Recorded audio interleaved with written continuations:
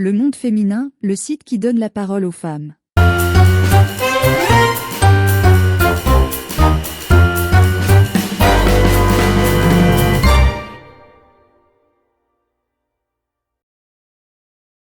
Bonjour, je suis Sandrine Sophie, cofondatrice de la marque Calia Nature, une marque destinée aux cheveux texturés, naturels, basés sur les ingrédients de la Caraïbe. J'ai un parcours qui est atypique, puisqu'à la base, je faisais du contrôle de gestion et j'ai travaillé 17 ans chez L'Oréal.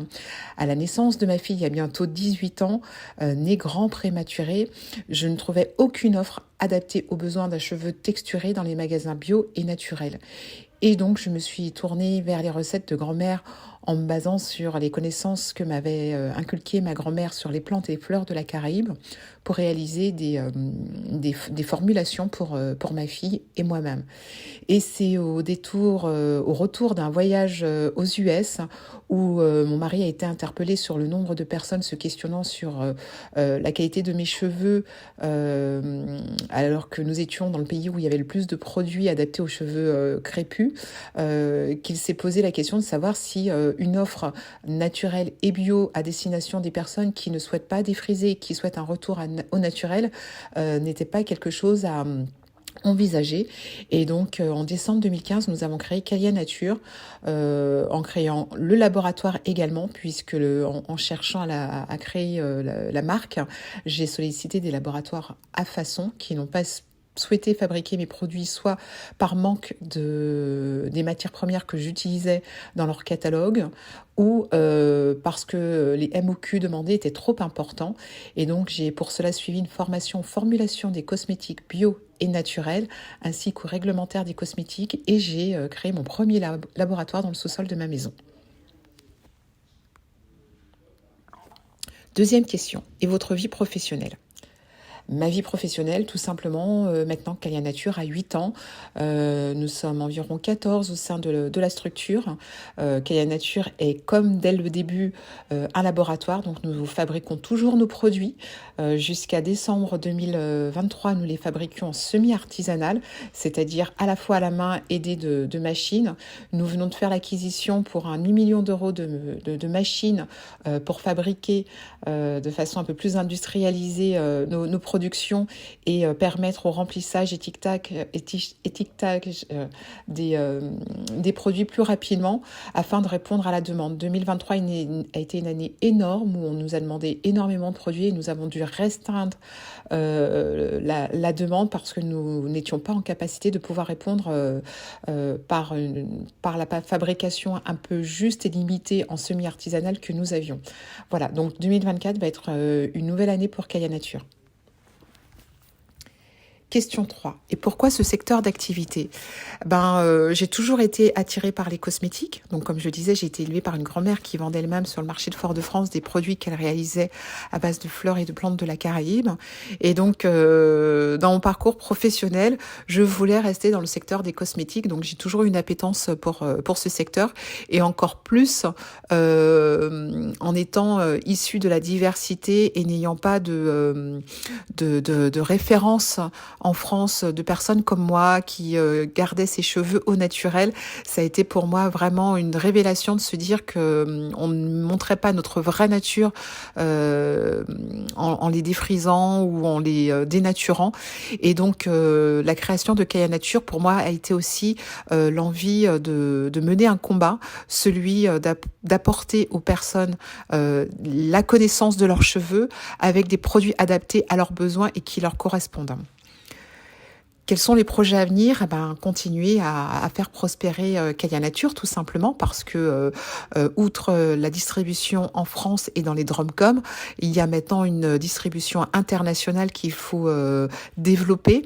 Nous venons tout juste, fin d'année, début de cette année, d'arriver sur le territoire africain grâce à 2 pays, le Maroc et la Côte d'Ivoire. Nous sommes déjà distribués au Canada, petit circuit auprès d'un coiffeur, mais c'est déjà une première porte. Et nous avons déjà aussi pas mal de distributeurs de nos produits en Allemagne, en Belgique, Luxembourg et Suisse. Quels sont les moments ou événements qui ont changé votre vie? La naissance de ma fille, née très grande, prématurée, pour moi, ça a été quelque chose d'assez difficile à, à gérer puisque j'ai été hospitalisée. Il y avait un problème de retard de croissance. Elle est née très grand prématurée. Elle est restée 2 mois à l'hôpital. Donc la même chose s'est renouvelée pour ma deuxième grossesse avec encore une fois un retard de croissance.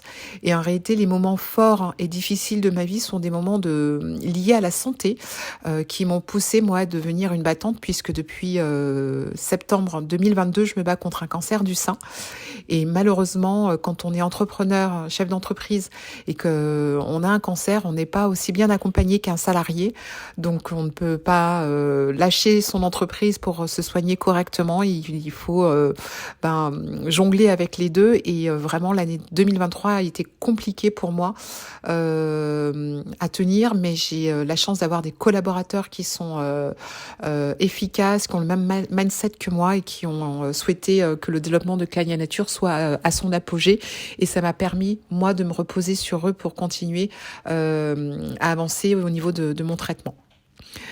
Quel est votre conseil pour les femmes qui veulent réussir?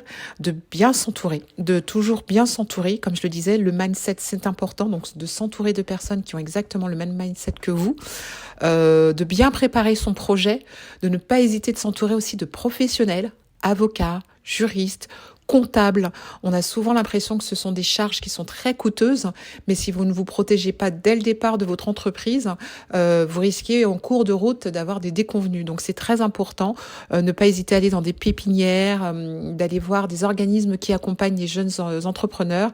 Et les femmes sont de plus en plus mises en avant justement dans ces structures de l'entrepreneuriat au féminin, donc ne pas hésiter à les solliciter pour des prêts d'honneur pour commencer son activité.